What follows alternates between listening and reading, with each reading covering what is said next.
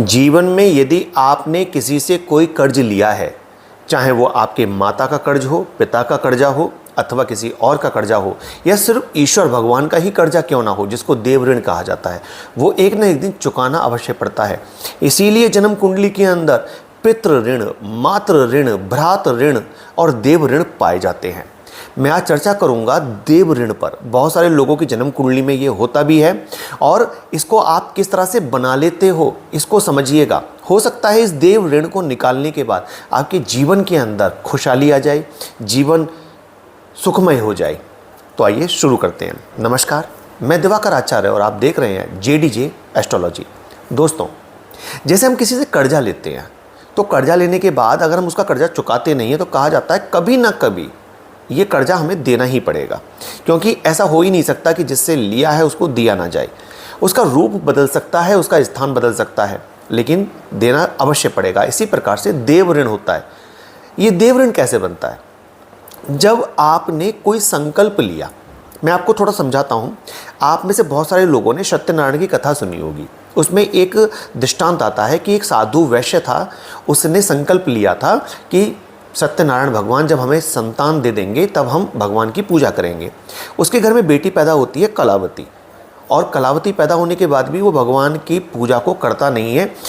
वो ये कह देता है कि जब शादी होगी बेटी की तब करूँगा, और वो तब भी नहीं करता। तो भगवान कुपित होकर उसे बहुत दुख देते हैं, और उसको अकेले को नहीं, पूरे परिवार को दुख और तकलीफ़ें देते हैं। तो ये होता है देव ऋण।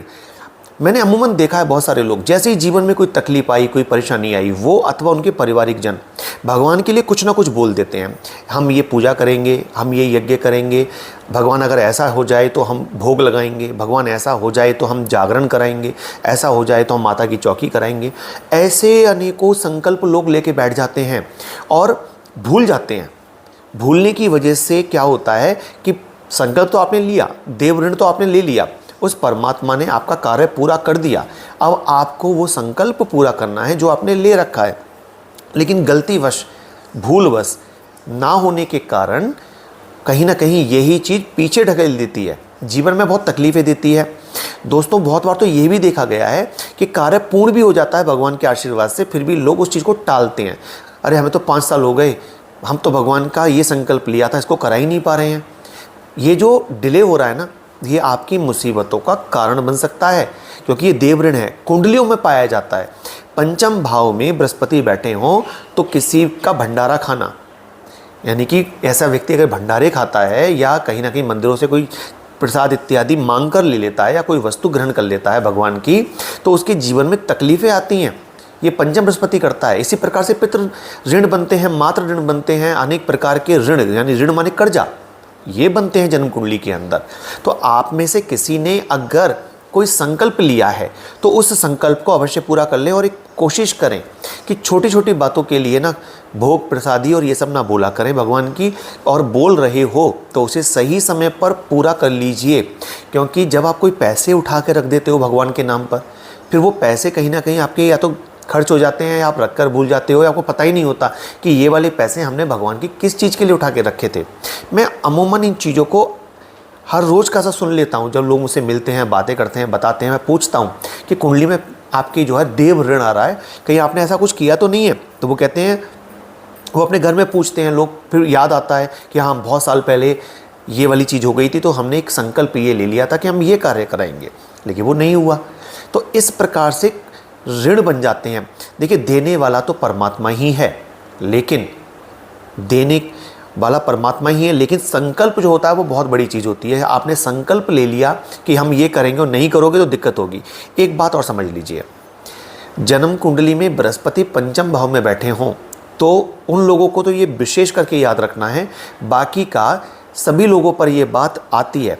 आपने मंदिर, अपने घर में कोई गल्ला बनाया है भगवान का, उस गल्ले में आप पैसे चढ़ाते हो, ठीक है ना, भगवान के नाम पे कुछ पैसे जोड़ लेते हो। जब आपको खुले की ज़रूरत पड़ती है, छुट्टे पैसे की ज़रूरत पड़ती है, तो आप उस गल्ले से छुट्टे पैसे निकाल के बंधे डाल देते हो। भाई, ऐसा नहीं करना चाहिए, क्योंकि आपने जब जब उसमें पैसे डाले थे वो कुछ ना कुछ मान्यता करके, मन्नत मांग कर डाले होंगे। अब आपने वो मन्नत पड़े हुए पैसे ले लिए, उसकी जगह पे आपने बंधे डाल दिए। वो बंधा नोट जो है ना आपका, वो उनकी मुकाबला नहीं कर पाएगा जो आपने मन्नत मांग मांग के समय समय पे डाले थे।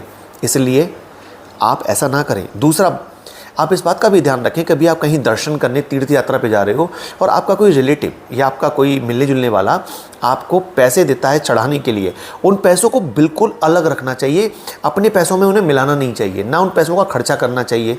बहुत सारे लोग खर्च कर लेते हैं उन पैसों को और बोलते हैं कि जो पैसे चढ़ाने के लिए दिए हैं ना, उन्हें हम अपने पास से डाल देंगे। लेकिन ये करना बेहद गलत है, क्योंकि ऐसा करने से क्या होगा कि उस व्यक्ति ने जो पैसे दिए थे ना, क्या पता उसने कोई मन्नत मांग कर दिए हों, उसने अपने परिवार में किसी को ऊपर से उतार के दिए हों, उसके परिवार में किसी को कोई कष्ट चल रहा हो तो उसने वो पैसे उसके हाथ से संकल्प करा के दिए हों कि भगवान आपके चरणों में ये पैसे चढ़ जाएं और हमारा ये कार्य हो जाए। तो आपको नहीं पता कि उस पैसों के पीछे क्या मन्नत लगी हुई है। अगर आप उन पैसों को खर्च कर लोगे तो आप ऋणी हो जाओगे, देव ऋणी, और ये देव ऋण भी चुकाना पड़ता है। इसलिए इस बात का ध्यान रखें और मुझे कमेंट पे जरूर बताइएगा कि आप में से किसी ने ऐसा किया है। इसी के साथ साथ अगर आप कहीं भंडारा खाते हो तो भंडारा जो कराया जाता है ना, वो भी कहीं ना कहीं देव ऋण है कि जो खाएगा वो चुकाएगा, क्योंकि आप दूसरे का बांटा हुआ नमक खा रहे हो, ठीक है ना, तो कहीं ना कहीं देना तो पड़ेगा। तो भंडारों में भोजन करने से पहले आप उसमें कुछ दान पुण्य अवश्य करें, तभी भंडारे में भोजन करें। यदि आप भंडारे में भोजन कर रहे हो और आप कुछ भी उसमें चढ़ा नहीं रहे हो, आपको दिखा कहीं भी खाना बट रहा है, भोजन बट रहा है, भंडारा हो रहा है, चले गए। मंदिरों में दर्शन करने जाते हैं, तीर्थ यात्रा करने जाते हैं, वहाँ भंडारे हो रहे होते हैं, प्रसाद कह करके लोग खाने बैठ जाते हैं। वो प्रसाद के लिए किसी ने तो व्यवस्था की होगी ना, वो आपने तो नहीं की है, आप तो सिर्फ पा के आ रहे हो, खा के आ रहे हो। तो आप भी तो उसमें कुछ चढ़ावा चढ़ाइए, तब उस भंडारे का भोजन आपको खाना चाहिए। इस तरह से भोजन नहीं करना चाहिए, क्योंकि वो किसी और के पैसे का है और जब आप दोगे तो कोई और भोजन करेगा। इस प्रकार से ऋण चुकता होता है, ठीक है ना।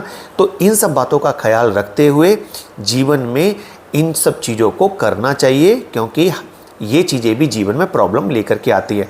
यदि आपके जीवन में कोई कष्ट चल रहा है तो आप याद करिए कि आपने कोई इस प्रकार का कार्य, कोई पूजा पाठ, कोई माता की चौकी, कोई जागरण, कोई यज्ञ आपने, या कोई प्रसाद इत्यादि, कोई भगवान के दर्शन, कोई तीर्थ यात्रा आपने बोल तो नहीं रखी है।